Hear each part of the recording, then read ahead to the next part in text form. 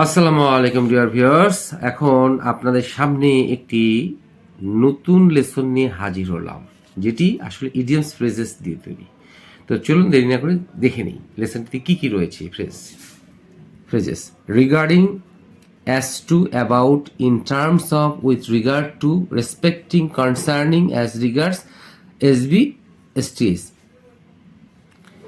আর এই SB হচ্ছে এই সামবডি, আর STS হচ্ছে সামথিং। এটা আমরা বিভিন্ন লেসনে এরকমভাবে সংক্ষিপ্ত আকারে পাবো। আর যার অর্থ হচ্ছে কারো ব্যাপারে বা কোনো কিছুর ব্যাপারে, মানে কোনো ব্যক্তির কোনো ব্যাপারে বা কোনো কিছুর ব্যাপারে ক্ষেত্রে আমরা এই ধরনের শব্দার্থ যে কোনো একটি ব্যবহার করতে পারি। তো চলুন দেরি না করে শুরু করা যাক। ভালোবাসার ব্যাপারে বালকটি সিরিয়াস, তাহলে কী হবে?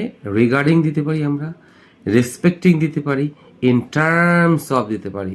এই হচ্ছে ভালোবাসার ব্যাপারে। তাহলে in terms of love, respecting love, regarding love, about লাভ, এটাও হতে পারে, অ্যাবাউট লাভ হতে পারে, অ্যাবাউট লাভ হতে পারে। ভালোবাসার ক্ষেত্রে কী হতে? The boy serious. আচ্ছা, টাকা পয়সার ব্যাপারে তিনি অতি কৃপণ, তাহলে হি ইজ এ মাইজার। এই কৃপণের ইংরেজি হচ্ছে miser. As regards, in terms of, with regard to money. এই প্রত্যেকটার অর্থ হচ্ছে যে regarding, respecting, in terms of, regard, as regards, in terms of, with regard to, প্রত্যেকটার অর্থ হচ্ছে কোনো কিছুর ব্যাপারে বা কারো ব্যাপারে। আচ্ছা, আশা করি বুঝতে পেরেছি। তো টাকা পয়সার ব্যাপারে তিনি অত্যন্ত কৃপণ, তাহলে he is a miser, he is very miser, অত্যন্ত কৃপণ। As regards money, in terms of money, with regard to money. আশা করি বুঝাতে পেরেছি।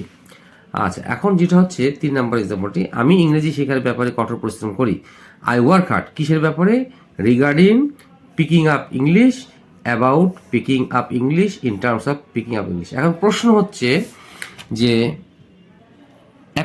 হচ্ছে যে এই অফ বা এই রিগার্ডিংয়ের পর কেন আমরা আইএনজি বসালাম? মনে রাখতে হবে এই প্রিপোজিশনের পর আইএনজি যোগ হয়। তো বুঝাতে পেরেছি, আশা করি বুঝাতে পেরেছি। ফলের ব্যাপারে এই কমলা আমার কাছে সবচেয়ে উত্তম। ফলের ব্যাপারে তাহলে কী হবে? In terms of, with regard two. আমরা এই শব্দগুলোর যে কোনো একটি আমরা ইউজ করতে পারি, এই শব্দগুলো যে কোনো একটা ইউজ করতে পারি। আমি বিভিন্নভাবে দেখানোর চেষ্টা করেছি। তাহলে in terms of, with regard two fruits, মানে ফলের ব্যাপারে বা in terms of fruits, orange is the best. Orange হচ্ছে সবচেয়ে কি আমার কাছে উত্তম, টু মি, মানে এই অরেঞ্জটা হচ্ছে আমার কাছে সবচেয়ে উত্তম। আশা করি বুঝতে পেরেছি। এক্সারসাইজ, বাবা মা তাদের সন্তানের ব্যাপারে অত্যন্ত যত্নশীল।